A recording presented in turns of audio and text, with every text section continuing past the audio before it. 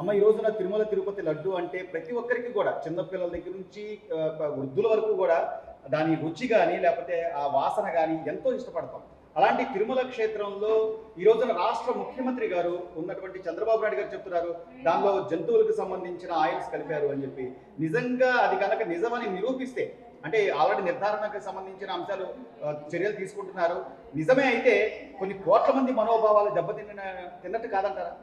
తిన్నట్లే. కాకపోతే మనం ప్రసాదం కొంచెం పెట్టినా కూడా స్వామి అక్కడి నుంచి మనకి ప్రసాదం పెట్టారని ఎంతో సంతోషిస్తాం. ఇలాంటి విషయాన్ని మనం అందరూ కూడా ఖండించాలి. ఎందుకు అలా జంతువుల ఆయిల్ వేయాలి? మనకి ఎంత ప్యూర్గా స్వదేశీ ఆవుల నెయ్యితోటి మనం చేసి ఇంత ప్రసాదాన్ని చేసుకుంటున్నాం. ఎందుకు అలా జరుగుతుంది? జరిగిన దాకా వీళ్ళందరూ ఏం చేస్తున్నారు? ఇన్ని సంవత్సరాలు కూడా ఒకసారన్నా గమనించి, దేవుడి ప్రసాదం ఒక గుడిలోదే కదా, దాన్నన్నా మనం పట్టుకోవాలి కదా. పట్టుకునేదే లడ్డు ప్రసాదం. అదే ఎక్కువ కోట్లలోనే ఉంటుంది కాబట్టి ఇలాంటి వాళ్ళని పట్టుకుని ఇలాగ జరిగితే మాత్రం కంపల్సరీగా శిక్షించాలి. ఆ ప్రసాదాన్ని మనం ఎంతో పవిత్రంగా చూసుకుంటాం కాబట్టి స్వామివారి ప్రసాదం దగ్గరకు వచ్చినా స్వామి మనకు పంపించాడని చెప్పి ఆశీర్వచనం తీసుకుంటుంటాం.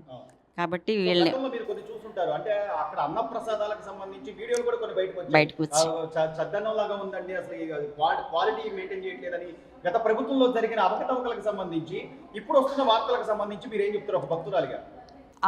రైస్ పెట్టే సమయాల్లో కూడా బాగోలేదని చెప్పేసి మేము వీడియోస్ చూసామండి. ఇప్పుడైతే కనుక పాలు అవన్నీ ఇస్తున్నారు. క్యూ లైన్లో వచ్చే వాళ్ళకి భోజనం కూడా బాగుందని చెప్పేసి అంటున్నారు. ఈ సంవత్సరం ఇంకా మేము వెళ్ళలేదు, వెళ్ళిన వాళ్ళని కనుక్కుంటూనే ఉన్నాము. కాకపోతే అలాగా మంచిగా చెయ్యాలి. ఏ ప్రభుత్వం ఉన్నా సరే మనం బాగుండాలి. దేవుడి గుళ్ళు మనం పైకి తీసుకురావాలి. స్వామి మనం ఆశీర్వచనం తీసుకోవాలి. ఎక్కడున్నా కూడా ఈ పవిత్రతని మనం పెంచుకోవాలి. ఇది మన బాధ్యతగా నేనైతే కనుక అందరికీ చెప్తాను. అందరూ కూడా ఈ ఆయిల్ కనుక జంతువుల ఆయిల్ వేస్తే కనుక వాళ్ళని కఠినంగా శిక్షించాలి. ఈ మంచి వాటిని మనం ప్రోత్సహించుకోగలగాలి. ఈ తిరుమల తిరుపతి దేవస్థానాన్ని మనమే కాపాడుకోవాలి. జై శ్రీరామ్. ఎలా క్షమిస్తాడు? ఇంతకుముందు పాస్టర్ గారిది ఒకటి వచ్చింది వీడియో, తర్వాత ఏమైంది 2 డేస్లోనే తను చనిపోయాడు. అలాగే ఇప్పుడు ఏదైనా ఎవరైనా చేశారు, ఫ్రాడ్ చేశారంటే వాళ్ళు తప్పకుండా శిక్ష అనుభవించాల్సిందే.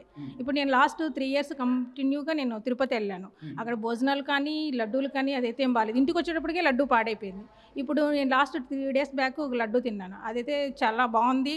అంతకుముందు ఎలా ఉండేదో 5 ఇయర్స్ బ్యాక్ ఎలా ఉందో ఇప్పుడు అలాగే ఉందని అనిపించింది నాకైతే. ఇప్పుడు ఈ జంతువుల నూనెతో అలా ఆయిల్తో చేయడం అనేది చాలా తప్పు కాబట్టి ఎలాంటి చేయకూడదు, అపచారము అలాంటి తప్పు చేయకూడదు.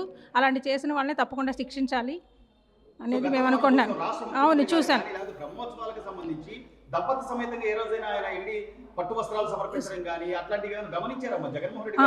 అలాంటివి ఏమీ చేయలేదు. ప్లస్ అది ఇంకొకటి ఏంటంటే వెళ్ళినప్పుడు టికెట్స్ మనం ఏదైనా రూమ్ టికెట్స్ కానీ ఏదైనా వెళ్ళినప్పుడు ఇంతకుముందు మామూలు 1000 రూపీస్ రూమ్ టికెట్ తీసుకుంటే 1000 రూపీస్ తీసుకునేవాళ్ళు. ఇప్పుడు లాస్ట్ 2-3 ఇయర్స్ నుంచి అయితే మాత్రం 1000కి ఇంకో 700 ఇంకో 1000 ఎక్స్ట్రా తీసుకుని రూమ్స్ అయితే ఇస్తున్నారు. అది మాత్రం నేను వెళ్ళినప్పుడు జరిగింది, రియల్గా జరిగింది. భక్తులైతే ఇబ్బంది పడుతున్నారు. అవును, చాలా పుణ్యక్షేత్రం. అవును, మన అదృష్టం. మన అంత మంచి గుడి మన ఆంధ్రాలో ఉంది అనేది మనం గర్వించదగ్గ విషయము. అలాంటి టెంపుల్కి వెళ్ళినప్పుడు ఇలా అన్ని ఇబ్బందులు ఎదుర్కోవాల్సిన అవసరం వస్తుంది. ఇప్పుడు ఈ ప్రభుత్వం అయినా మంచిగా చేస్తే బాగుంటుందని మా ఆలోచన. వాళ్ళని శిక్షించాలి కదండి, 100% శిక్షించాలి.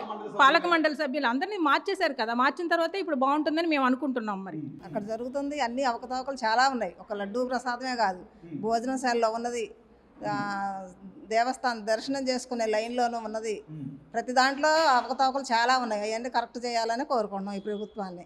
గత 5 ఏళ్ల పరిస్థితి ఎలా ఉందమ్మా? అంటే అప్పుడు కొన్ని వీడియోలు కూడా బయటకు వచ్చినాయి, భోజనం బాగోలేదు, అన్నప్రసాదం కూడా బాగాలేదు, మీరు మట్టి కొట్టుకుపోతారని చెప్పి. ఒక భోజనంలో మాత్రం వాస్తవేనండి, మేము స్వయంగా అనుభవించాం పోయిన సంవత్సరం. చాలా బాధాకరం. అన్ని కోట్లు టన్నులు రైసు దేవస్థానం ఉన్నది కూడా మనకి ప్రజలకు పెట్టట్లేదు. అంత కోట్ల ఆదాయం ఉన్న దేవుడి దగ్గర భోజనం సరిగ్గా పెట్టకపోవట్లో చాలా ప్రాబ్లం. అది ప్రభుత్వం గుర్తించాలి. కానీ కొన్ని కోట్ల మంది మనోభావాలు కదమ్మా. ఇది తిరుమల అంటే సామాన్యమైన క్షేత్రం కాదు. కొన్ని విదేశాల నుంచి కూడా వచ్చేటువంటి అంత పెద్ద పవిత్రత కలిగినటువంటి తిరుమల క్షేత్రంలో ఇలాంటి అపవిత్రం జరిగిందంటే దీన్ని ఎలా చూడాలంటారు? దీన్ని ఖచ్చితంగా శిక్షించాలని మీరు డిమాండ్ చేస్తారా? తప్పకుండా అండి, తప్పకుండా శిక్షించాలి. అక్కడ హిందూ మతస్థులు మాత్రమే ఆ కొండ మీద ఉండాలని మేము కోరుకుంటున్నాం.